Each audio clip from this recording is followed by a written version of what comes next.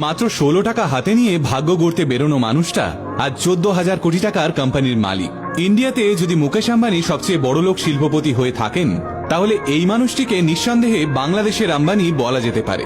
Textile, তামাক, খাদ্য, পানীয়, সিমেন্ট এবং সেরামিক শিল্প মিলিয়ে 31টি কারখানার মালিক শেখ আকিজউদ্দিন এবং তার পরিবার। একজন কমলালেবু ফেরিওয়ালা হয়ে জীবন শুরু করা এই মানুষটার সাফল্যের গল্পটা গায়ে কাঁটা দেওয়ার মতো। ব্যবসায়ী শেখ আকিজউদ্দিনের জীবন কাহিনী শুনলে আপনি বুঝতে পারবেন, ইচ্ছে আর পরিশ্রমের জোরে শূন্য থেকেও কোটিতে পৌঁছানো যায়। শেখ আকিজউদ্দিনের জন্ম 1929 সালে খুলনার মধ্যডাঙ্গা গ্রামের এক দরিদ্র পরিবারে। আকিজ সাহেবের বাবা ছিলেন মৌসুমী ফসল কেনাবেচার সঙ্গে জড়িত একজন ছোট ব্যবসায়ী। বাবার রোজগার এতটাই কম ছিল যে আকিজ সাহেব কোনোদিন স্কুলের দোরগোড়ায় পৌঁছানোরও সুযোগ পাননি। কিন্তু অভাবের ঘরে বেড়ে ওঠা ছেলেটা কষ্ট সহ্য করতে করতে অল্প বয়সেই অনেকটা বড় হয়ে গেছিল। 1942 সালে মাত্র 13 বছর বয়সে নিজের চেষ্টায় কিছু করবার লক্ষ্যে বাড়ি ছেড়ে বেরিয়ে পড়েন আকিজ সাহেব।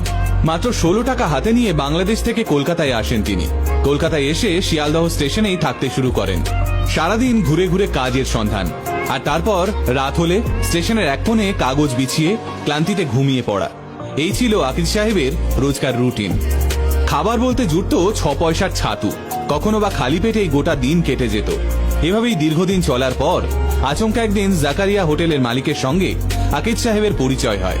তিনি দয়া করে আকিজ সাহেবকে হোটেলের এক কোনায় থাকতে দেন। ওখানেই থাকাকালীন ধীরে ধীরে কমলালেবুর ব্যবসা করতে শুরু করেন আকিজ সাহেব।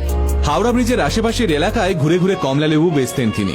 এই ব্যবসা থেকে কিছু টাকা জমিয়ে ভ্যান গাড়ির ওপর একটা মুদির দোকানও খোলেন এই পরিশ্রমী মানুষটা।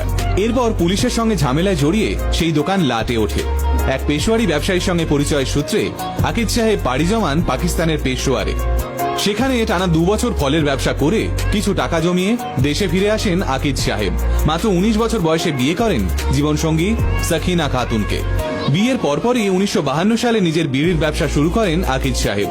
এরপর বেশ কিছুটা লাভের মুখ দেখতে পেলেও দুর্ভাগ্য তখন আকিজ সাহেবের পিছু ছাড়েনি। হঠাৎ এক রাতে আগুন লেগে আকিজ সাহেবের পুরো দোকানটাই পুড়ে ছাই হয়ে যায় নিমেষে। প্রচুর টাকার ক্ষয়ক্ষতি তো হয়ই, তার সঙ্গে খুব অল্পের জন্য প্রাণেও বেঁচে গেছিলেন তিনি। এত কিছুর পরেও ভেঙে পড়েননি আকিজ সাহেব। আসলে যে মানুষ খাটতে জানে, সৃষ্টিকর্তা সবসময় তার পাশে থাকেন। তাই আবারও দোকান নির্মাণ করেন আকিজ সাহেব। এইবার বিড়ির পাশাপাশি ধান, চাল, পাট, গুড় এবং ডালের ব্যবসাও শুরু করেন তিনি। এরপর জমানো টাকা দিয়ে নাভারান বাজার এলাকায় আকিজ সাহেব গড়ে তোলেন নিজের একটা ছোট্ট বিড়ির ফ্যাক্টরি। ওই শুরু আকিজ সাহেবের রাজত্ব স্থাপনের। একে একে চামড়া কারখানা, jute mill, cement company, ceramic company, printing press, paper mill, computer কোম্পানির মতো ছোট বড় শিল্পে রাজত্ব কায়েম করেন তিনি। $1.5 বিলিয়ন খরচা করে জাপানের টোবাকো কোম্পানিকেও নিজের শিল্প তালুকের আওতায় নিয়ে আসেন আকিজ সাহেব। ভাবতে পারছেন একজন মানুষ শুধুমাত্র পরিশ্রম আর বড় হওয়ার ইচ্ছের উপর ভর দিয়ে ঠিক কি কি কামাল করে দেখাতে পারে? গরিব হয়ে জন্মানো আকিজ সাহেব নিজের সামাজিক অবস্থান পরিবর্তন করে প্রমাণ করে দেখিয়েছেন পৃথিবীতে অসম্ভব বলে কিছুই হয় না।